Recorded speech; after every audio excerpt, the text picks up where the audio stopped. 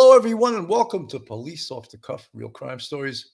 I'm your host, retired NYPD Sergeant Bill Cannon, a 27-year veteran of the NYPD.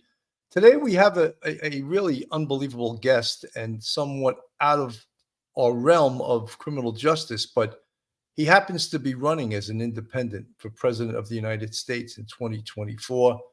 He's from a very famous family, the Kennedy family, one of the top political families probably in United States history. And from the Washington Post, the son of Robert F. Kennedy and nephew of the former president, Robert F. Kennedy Jr. is running in the 2024 race as an independent after first launching as a Democrat challenger to President Biden. With his unconventional views, and of course this is from the Washington Post, Republicans fear he will divert votes from their nominee. During his April 2023 announcement as a Democrat, Robert F. Kennedy Jr. emphasized clean government, civil liberties, peace, and economic revitalization as his reasons for running. He railed against government and media for censoring dissident voices and said they should start telling the truth to Americans. So without any further ado, I'm going to introduce guest, independent candidate for President of the United States, Robert F. Kennedy Jr. Bobby, how you doing? I'm good, Bill. How you doing? All right, pretty good. You know, it's funny. I told you when we were off the air that I met you in like 95 or 96 at Croton Point Park when you were running a net through the water there to see what the health of the fish was. Because, of course, your law firm was suing companies that were dumping toxic chemicals into the Hudson. And over the years, the Hudson became a pretty damn clean river. And we can thank you for that.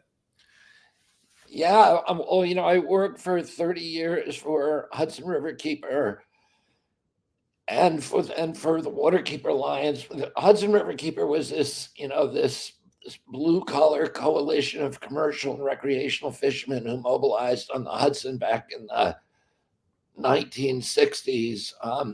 We have, I don't know if you know this, Bill, but we have on the Hudson one of the oldest commercial fisheries in North America. It's 350 years old. Many of the people I represent for 40 years came from families that have been fishing the river continuously since Dutch colonial times. It's a traditional gear fishery. They use the same fishing methods that were taught by the Algonquin Indians to the original Dutch settlers of New Amsterdam and then passed down through the generations. And they fish for, the big, what called anadromous species. Those are species that live in the salt water for most of their lives, but they have to come into the fresh water to spawn. And that would be shad is one of the biggest fisheries. The striped bass fishery, about 20% of the striped bass on the east coast of North America come out of the Hudson. And then we have sturgeon, we have herring, alewives, blue crab fisheries in the Hudson. We have shrimp in the Hudson. We had a really big sturgeon fishery. There are sturgeon in the Hudson. Most people don't know this. We have sturgeon that are 10, 11 feet long in the Hudson. They have 200 pounds of caviar in them. And one of the enclaves of the commercial fishery is this little village called Crotonville, New York, 30 miles north of New York City on the east bank of the river. And the people who lived there in 1966 were not, your kind of prototypical wealthy environmentalists. They were factory workers, carpenters, lathers, electricians. They were cops and firefighters. About half the people in Crotonville made their living, or at least some part of it, fishing or crabbing the Hudson.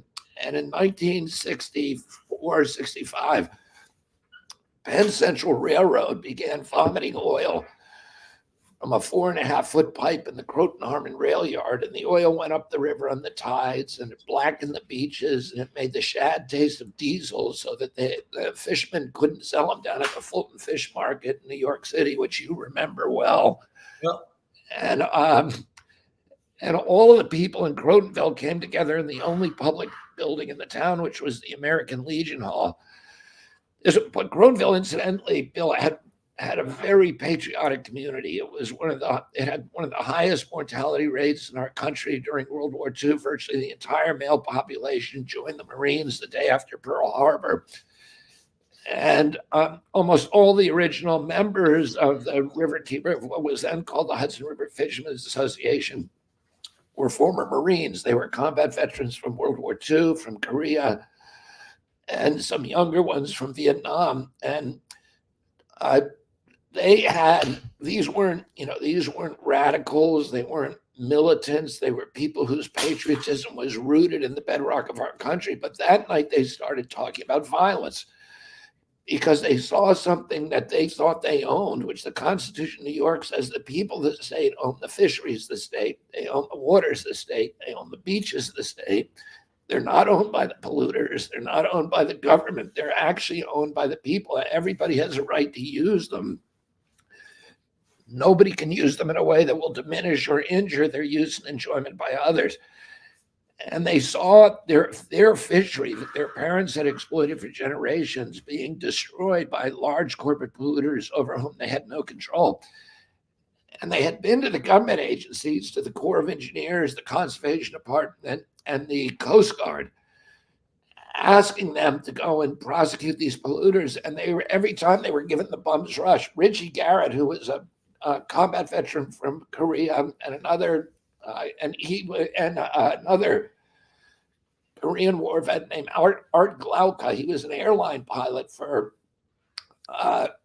Eastern Airlines at that time. And Richie Garrett who's the first president of the Hudson River Fishermen, was a gravedigger from Austin, New York. And the two of them went on 20 separate occasions to the Corps of Engineers office in Manhattan and begged the Corps Colonel to do his job and shut down the Penn Central Pipe.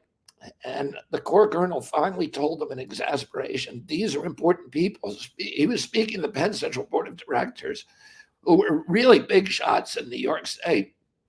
And he said, we can't treat them that way. In other words, we can't force them to comply with the law. And so by this evening in March of 1966, virtually everybody in Crotonville had come to the conclusion that government was in cahoots with the polluters, and the only way they were going to reclaim the river for themselves is if they confronted the polluters directly. So somebody said that they should put a match to the oil slick coming out of the Penn Central Pipe and burn up the pipe. There were 300 people in the American Legion Hall. They were, hanging from the rafters, leaning against the rifle racks at the back of the room. They were, men and women, and a couple of kids. It's virtually the entire population of Crotonville. And somebody else said that they should take a mattress and roll it up and jam it up the pipe and flood the rail yard with its own waste. And then somebody else suggested that they float a raft of dynamite into the intake of the Indian Point power plant, which at that time was killing 1 million fish a day on its intake screens, and it was taking food off their family tables. And a guy stood up at that meeting whose name was Robert Boyle, and he was a Marine Corps lieutenant and combat veteran from Vietnam. And at that time, he was working as the outdoor editor of Sports Illustrated. He was there for 60 years at Sports Illustrated, writing about hunting and fishing and boxing. Those were his three great areas. His name was Bob Boyle, a famous outdoor writer, famous fly fisherman. There's a lot of flies that he invented, and he was also a big spin fisherman. And he, when you saw me that day in the Hudson, we were pulling like largemouth bass, smallmouth bass. There's 200 fish species in the Hudson, big carp that weigh 80 pounds, and a lot of shad. And I had that big net. I had a 45-foot seine net, and I was seining up on that beach. I used to go there all the time and seine. It was really interesting stuff that you'd pull out of the river, including seahorses. There's a little, there's a fish in the river called a hog choker. There's millions of them, and they look like a hairy flounder. And then there's another fish in the river, and we got a lot called a moon gazer, that if you touch it, it gives you an electric shock. And so I would get all these great fish there, and some of them, we would count them, but I'd bring a lot of them home. I had an aquarium filled with Hudson River fish. It was very interesting. But we Boyle, 2 years before, had written an article about angling in the Hudson for Sports Illustrated. And in researching that article, he had come across an ancient navigational statute called the 1888 Rivers and Harbors Act. And that statute said that it was illegal to pollute any waterway in the United States. You had to pay a big penalty if you got caught, but also there was a bounty provision that said that anybody who turned in the polluter got to keep half the fine. And he had discovered this law, and he called up the libel lawyers at Time magazine, because Time owned Sports Illustrated, and he had to deal with the libel lawyers all the time. Those are the only lawyers he knew. So he called them up and he said, is this law still good law? And they said to him, they sent him a memo back saying the law is still on the books, it's good law, but nobody's ever enforced it in 80 years. But so that evening, when all these men and women were talking about violence, he stood up in front of them with a copy of the law and a copy of the memo from the attorneys, and he said, we shouldn't be talking about breaking the law, we should be talking about enforcing it. And they resolved that evening that they were going to start this group, the Hudson River Fishermen's Association, later became RiverKeeper. And they were going to go out and track down and prosecute every polluter in the Hudson. And Bobby, what year was this? This was that was in '66. Okay, so this was prior to you. This was way before me. Yeah. So about 6 months later, they collected the first bounty in United States history under this 19th century statute. They shut down the Penn Central Pipe for good. They were able to keep. They got a bounty, the first bounty in history, $2,000. And that was a huge amount of money in Crotonville in 1968. There were 2 weeks of wild celebration in the town, and they used the money that was left over to go after Ciba-Geigy, Tuck Tape, Standard Brand, American Cyanamid, the biggest corporations in America, and they just kept winning these lawsuits and collecting bounties. In 1973, they collected the highest penalty in the United States history against a corporate polluter. They got $200,000 from Anaconda Wire and Cable for dumping toxics at Hastings, New York. Wow. They used that money to construct a boat. And then they used bounty money to hire a full-time RiverKeeper, a commercial fisherman named John Cronin. And he used bounty money the following year in '84 to hire me as the attorney, the prosecuting attorney for the group. So I just started suing polluters, and we sued 500 polluters over the next 20 years.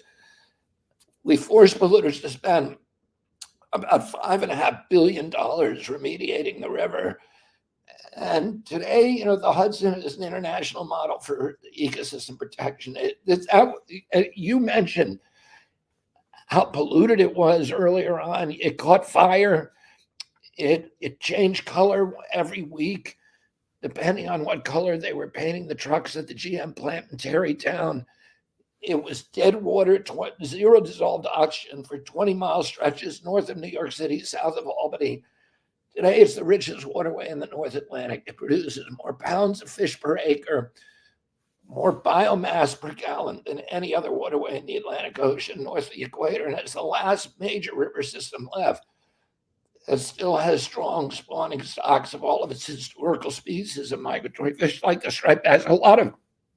I mention the stripers because, I go fishing a lot for stripers, and off of New York and off of Long Island, and I always run into a lot of cops. There's a lot of cops who love out in Montauk. Yeah. Yeah. Montauk, I fish for stripers. Yeah. But anyway, the miraculous resurrection of the Hudson inspired other keepers. The first one is some commercial fishermen came down to buy shad from some of our commercial fishermen. They buy, the commercial fishermen only use the female shad. Very few people want to eat shad because it's very difficult to debone them. They have like 26 different bones. So the only shad that you have a real commercial market for are shad roe, which is the female. So the male shad get in the net, they're dead. And the commercial fishermen on the Hudson sell them to the commercial fishermen on Long Island to use for their lobster traps. So some of those Long Island fishermen came up to the Hudson to buy buck shad for their traps, and they were telling our commercial fishermen, that their fishery, and that particularly the oyster fishery, was being destroyed by chlorine, illegal chlorine discharges from some of the sewage treatment plants on Long Island Sound. And they said, it's too bad you can't sue a sewage plant. And the commercial fisherman on the Hudson, his name was Bobby Cabros, said, well, we know some guys who are suing all these sewage plants. 2 weeks later, we were down at Norwalk, Connecticut. And about 3 months after that, we sued every sewer plant on the Long Island Sound. We sued Stanford, Brantford, Greenwich, New Haven, West Haven, everybody who was dumping into the river. And we started winning those suits. And they, the commercial fishermen over there used the money to launch a Long Island Sound Keeper. So that was the second one. And then they just started spreading, and we now have 350 RiverKeepers in 46 countries, and they're all litigating against polluters. And that's fantastic. Bobby, I want to get back to you started out in law at the Manhattan DA's office. So you're very familiar with criminal prosecution.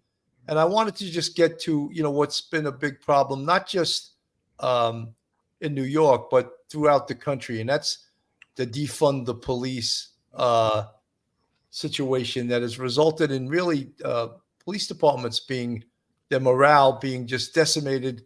Recruitment and retention is really a problem. And of course, we had last week this officer from the NYPD, Jonathan Diller, lost his life doing a car stop. And it was the same old story, as you know, 2 career criminals in a car, both of them armed with guns. Both of them refused to comply. Both of them had lengthy criminal histories.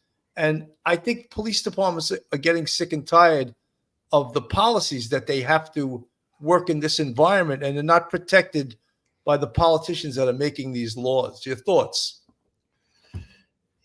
First of all, I want to send my condolences to Jonathan Diller's family and to all of the police officers in New York, the many people who knew Jonathan, but also all of the police officers who put their lives on the line to protect public safety every day, public safety for the rest of us, and to protect our neighborhoods. I am completely opposed to what we've seen over the past few years, the demonization of police, the defunding of these departments. There are problems in law enforcement, and there are problems with mass incarceration. We need intelligent, reasonable, common sense criminal justice reform. These aren't illusory issues. We now have the largest prison population in the world. It's even larger than China's, which is almost 5 times our population size. And there are issues with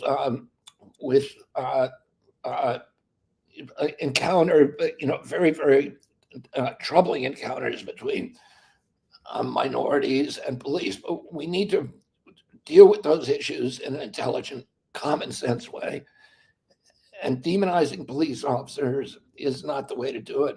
Most police officers are conscientious. They're hardworking. They're there to do what they're supposed to do, which is protect and serve. And I know this from my years as a DA, that it is a very stressful job. It is stressful on their families, their marriages, their bodies, their health. And particularly now we're seeing this rise of in mental illness in our country, and police are not trained to deal with that, and nobody really is well trained to deal with it, and we need to address those specific issues. And you don't do that by demonizing police, and you don't do it by defunding police departments. So I'm completely opposed to those policies. Bobby, I just want to ask one question because it seems though that you are for some of these decarceral policies, because I think that's one of the things that most police see as a huge problem, or the fact that district attorneys don't want to prosecute and put people in jail. And you see stores completely closing because of the pet larceny problem, where they just go in and rampantly just empty the store out and there's no consequences for their actions. And I mean, how does capitalism survive with a situation like that? Yeah, it's insane, particularly what they've done in San Francisco is just so crazy. I tried Monsanto cases. I tried these 3 big cases against Monsanto, and I think it was 2017, 20, and 2018. 2 of them in Oakland, 1 of them in San Francisco. And while I was trying those cases, there's the cases against Roundup for giving non-Hodgkin's lymphoma to people. And so we tried those cases. They each took several weeks. I ended up spending about half the year in San Francisco. Every morning before court, I would go down to Union Square and exercise. There was a gym in Union Square. I'd go there like 5:30 in the morning and work out before I went to court. And Union Square is like in San Francisco, like Fifth Avenue in New York. It has all of the big American brands, flagship stores for Gap and for Old Navy and for Nordstrom's and all of the big stores, and then the big international brands like Dealer Valley and Prada and Gucci. They're all there, and Levi. Every big store that you can imagine that you'd see on Fifth Avenue. So I went there about when I started my presidential campaign. I went back to San Francisco, and every one of those stores is closed. These are the flagship stores. People come from all over the world to shop there, from Asia mainly to shop there. They're all closed. It's as if you walk down Fifth Avenue today and there was plywood on every store in Fifth Avenue. That's what it looks like in San Francisco. And the reason for that is this chaos that's happening on the street, and the fact that retail outlets cannot stay open because they're flooded by these gangs, these flash gangs that come in and strip everything off the shelf. And they pass these insane laws in San Francisco that make it virtually impossible to arrest us or to detain a shoplifter. So, and then they got all this other problem with homelessness on the streets, with, just the sanitation is horrible. And San Francisco is shutting down. You see these, the downtown, I think there's a 30% vacancy rate in the office buildings downtown. The shopping areas are all closed. These places were producing tax revenue that kept San Francisco's schools open, that kept the police, education, healthcare, all transportation, everything. And now they don't have those revenue sources anymore. And the entire city is circling a drain. And this is my favorite. I love New York. I grew up in New York. My father was a senator from this state. But I love San Francisco. I love San Francisco. It's such a beautiful city, and I love everything about it. And now it's just a wreck. Nobody wants to go there, and it's because of these just bizarre policies. And Bobby, so then what is the solution? I mean, I came from broken windows policing, and clearly they don't want that anymore, because part of broken windows policing is this criminal justice system hitting on all cylinders, the district attorneys prosecuting, corrections keeping criminals inside, people that get arrested don't get released the same day with bail reform so that they can go out and reoffend. You remember when you were a DA, getting arrested with an illegal gun was a mandatory year. What happened to that? There's been the guys arrested 3 or 4 times. My time at the DA's office, I was prosecuting fare beaters on the subway. That's what you start out with. Fare beating, prostitution, all these kind of misdemeanor offenses. And because there's a recognition that if you tolerate the broken windows, the fare beating, that it has this cascading effect where the whole society becomes less law abiding, and the little crimes lead to larger and larger crimes. So listen, I know that it's not a simple issue, Bill. It's not a binary issue whether you're either for or against it. There are abuses in the bail program. I saw it as a DA that there are a lot of people who can't afford bail, and a lot of DAs would set the bail super high to get people to plead guilty to crimes for which they weren't guilty. And so it is abused, and we need to recognize that. And those of us like you and me who are well-intentioned, who like common sense, who are reasonable, need to find paths to solving these issues that are not just binary. And I think we've gone way to the extreme side. And then there's another issue here, which is the social deterioration that we've seen over the past 30 years because of our addiction to these foreign wars, to these forever wars. We've spent $8 trillion on wars over the past 20 years since 2001, and we've gotten nothing for that. Americans are less safe abroad. It's bankrupted us at home. Our moral authority is at zero abroad. Our friendships abroad are virtually gone. We spent $4 trillion on the Iraq War, and what did we get for that? We got Iraq's worse off than we found it. We killed more Iraqis than Saddam Hussein. Iraq is now a proxy of Iran. The reason the Gaza war happened is because Iraq used to be a bulwark against Iran, and now it's a puppet of Iran. So Iran is now unleashed in the whole region and is funding the Houthis, is funding Hamas, is funding Islamic Jihad, and is funding Hezbollah in Lebanon, because we killed Saddam Hussein, who was the biggest enemy of Iraq. We created ISIS. We drove 4 million refugees up into Europe, where they destabilized every democracy in Europe. Brexit is a direct result of the war in Iraq and the Syrian war that followed. And what do we do here at home? What could we have done with that $8 trillion? We could have invested in our schools. We could have invested in our healthcare system. We now have the sickest population in the world. We could have invested in creating jobs and prosperity and rebuilding our industrial base.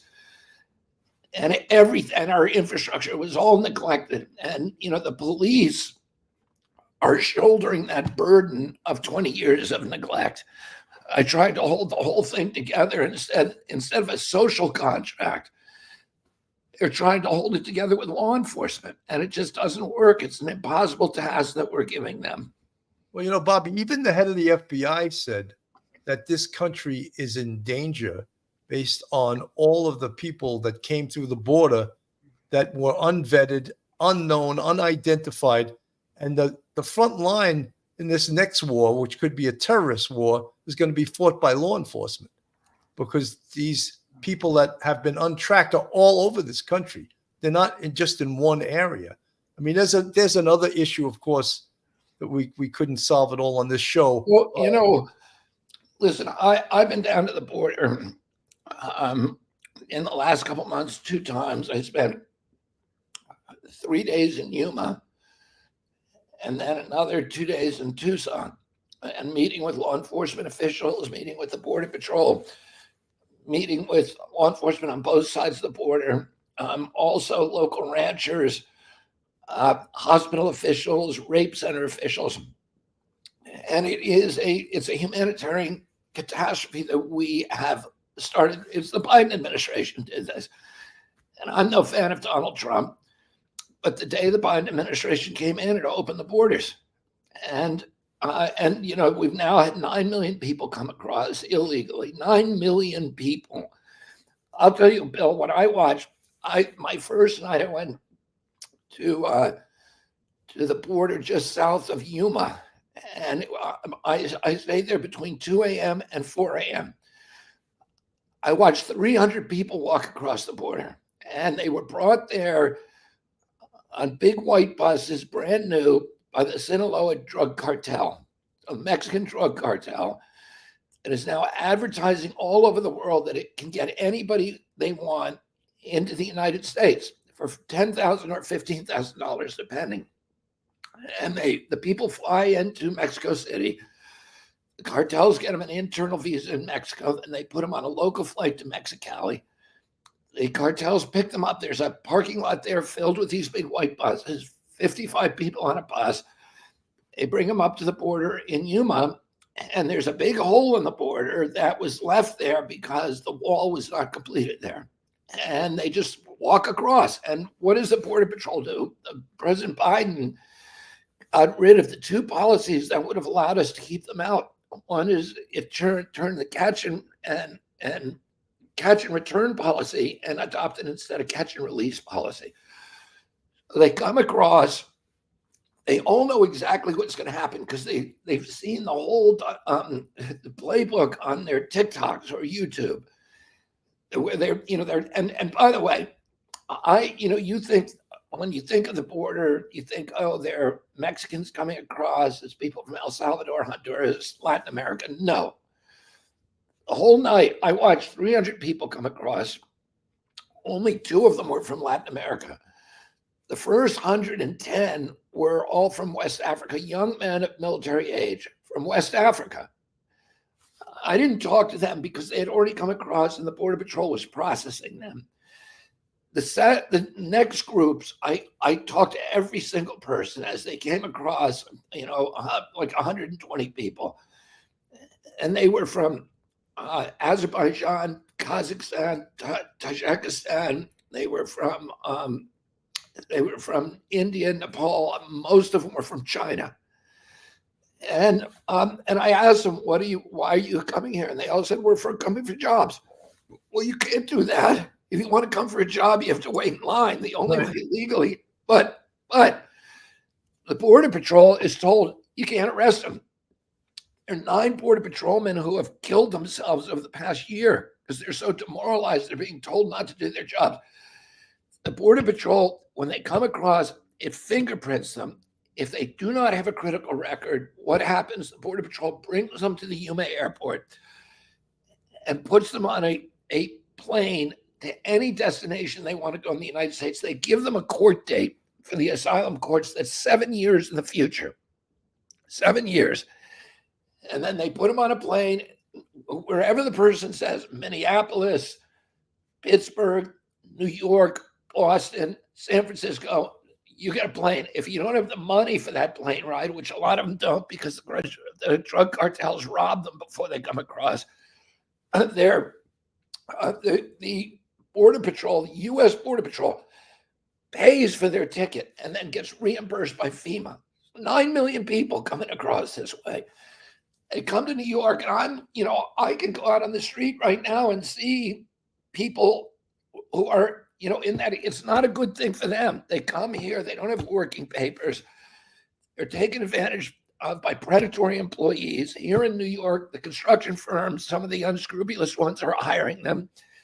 They pay them $6 an hour, $12, $15 an hour. And that construction firm is competing against a union shop. So it means the union members who would actually bring money into the communities and, who support our communities in Queens and Brooklyn and Staten Island, they're not getting the jobs. It's going to these unscrupulous firms that are employing these. They're not paying them enough to get them off the street, so they're crushing the social service system. The city of New York had to cut police by 5%, healthcare by 5%, transportation, sanitation, all by 5% to pay for this. And then they're housing them now on Randall's Island in tenant encampments. And that on the playing fields where New York City children are supposed to be paying public school kids. So a lot of these kids who, during the insanity of the pandemic, when we locked them down, which was the craziest thing ever done to a society, we locked them down and we closed the schools. It was total insanity. A lot of these kids who were scholarship track kids could not play their sports during that lockdown. Well, now they can't play them because there's illegal immigrants encamped on their playing fields. And, this is all a direct result of Joe Biden's policies. And, like I say, I'm not a big fan of Donald Trump's. I'm running against him for president. But how about even the whole sanctuary city policy, which also is against the law? It's a violation of the law. And then the citizens of those cities are just supposed to absorb all these people and pay for them with their tax money to house and feed them until they figure this out, which who knows when they will figure this out. What do you want me to say about that? It's insanity. And I don't, Eric Adams said he was all for it, but now he's saying I forget the phrase he used. What did he say? It's going to destroy New York City. Yes, he did say that. It'll bankrupt the city too. Yeah. I think when you hit upon a few things before, when you said as a young DA, you were prosecuting theft of service, which was jumping the turnstile, which was a very effective technique to remove guns from criminals. Because what they found out is most people that commit crimes on the subway do not pay their fare. So when you grab someone that jumps the turnstile, now you have search incidental to lawful arrest, and they're recovering guns. And they lost that because now jumping a turnstile is a civil matter. Now you see the police standing there just with their hands in the air like this. Yeah, it's crazy. And you're right. We recovered so many guns. The criminal mind is not a high IQ mind. I have to say, if you're carrying a gun with a mandatory, at that time when I was working, there was a mandatory 1-year sentence, and you go jump the turnstile, and that gun is now on you, and you have a choice of either use it to try to escape, which is not a good choice, or you're going to get arrested, and it's mandatory 1 year in jail. So you're right. The people who are inclined to break one law are the people who, when they get into the subway, say, well, why would I pay to get on the subway? There's no reason I should pay. I'll just jump the turnstile. Right. So, and we were getting a lot of guns off the street back then. Through those, because they could be frisked at that point. Right. And and that's what I mean by you have a cascading effect where the violation of one law leads to the violation of another law. But I just think it's also dangerous that, and we won't use any district attorney's name, but a decarceral policy where a district attorney says, I'm not going to prosecute robbery first degree as a felony, even if it's with a gun, if no one gets hurt. I'm going to plead it down to a misdemeanor. That I don't think a district attorney has the authority to do that. The legislators write those laws. How can he drop a robbery first degree because no one was hurt to a misdemeanor? I find that to be outrageous. Well, you know what? They do, as you know, there's a doctrine of prosecutorial discretion. The police have that power too. Right. You can arrest somebody on the street. You see somebody shoplifting or something, and it turns out to be a woman who's, hungry. The cop on the spot can say, hey, I am not going to bring this person in. They're not a career criminal. It's somebody who, whatever the reason, if there are extenuating circumstances. Right. Police have prosecutorial discretion. And the prosecutor, then when you bring her to the prosecutor can say, I'm not going to, somebody with maybe a joint, one marijuana cigarette, in my day, I'd look at the extenuating circumstances, make a decision whether or not to prosecute that case. So we have that authority as prosecutors. We're allowed to drop the case. What you're not allowed to do is you're not allowed to say there's a whole class of cases as a policy we're never going to prosecute. That is beyond the reach of our authority as prosecutors. And I think that's what's happening now in New York. That is exactly what. How would you feel if you were a victim and someone stuck a gun in your face and relieved you of your wallet, your watch, whatever? Because he didn't shoot you, he's now being offered to plead to a misdemeanor. That's pretty bad. I mean, to be robbed.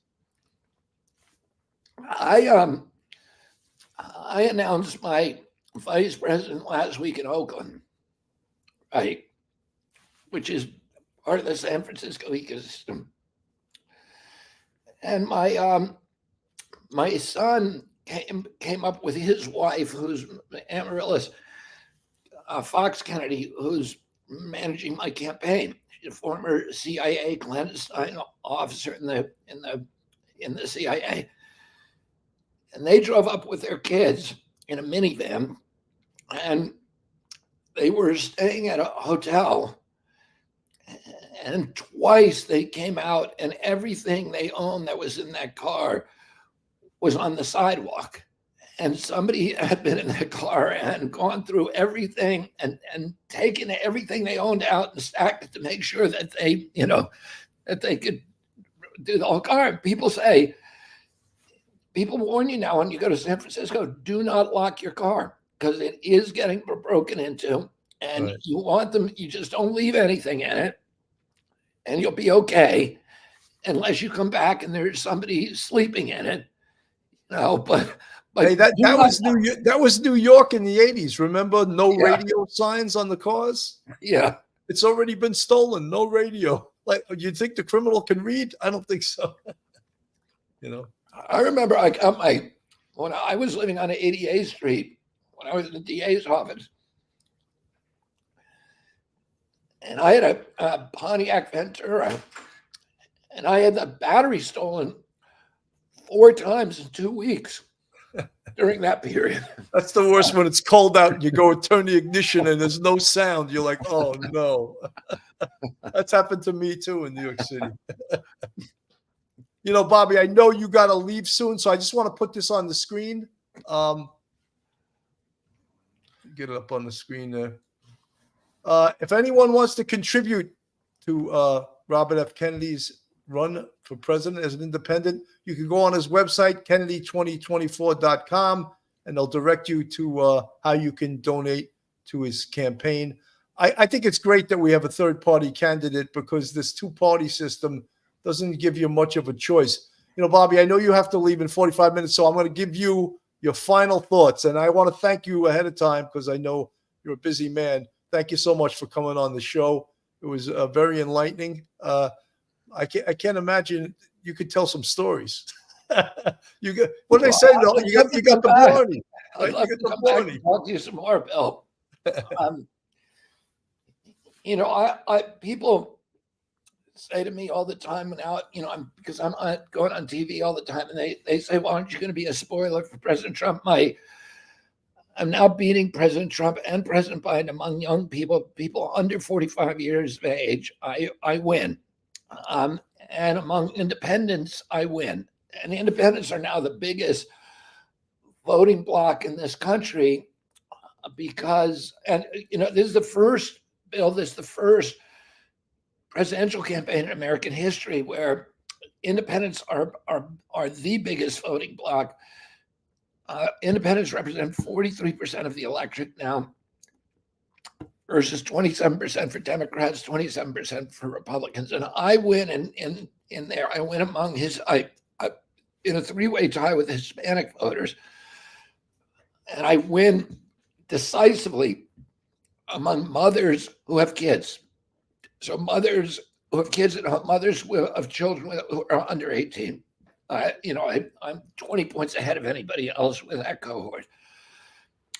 But people say, well, you're going to be a spoiler. And if President Trump gets elected, Democrats say President Trump gets elected, it's going to be the end of democracy. Republicans say if President Biden gets reelected, it's going to be the end of democracy. And they're both operating on fear. And that fear is channeling them into this corridor where you can only have a binary choice between Trump or Biden. And, if you don't, you're throwing away your vote. And what I say to people is, President Trump and President Biden, and I'm very respectful to both of them. I don't feed into the rancor, the demonization, the vilification. I think polarization for our country is terrible. It is more polarized and toxic at any time since the American Civil War. And we need to figure out ways to find common ground among Americans and to stop hating on each other. President Biden and President Trump, to me, their temperaments are very, very different. Their ideologies are very, very different.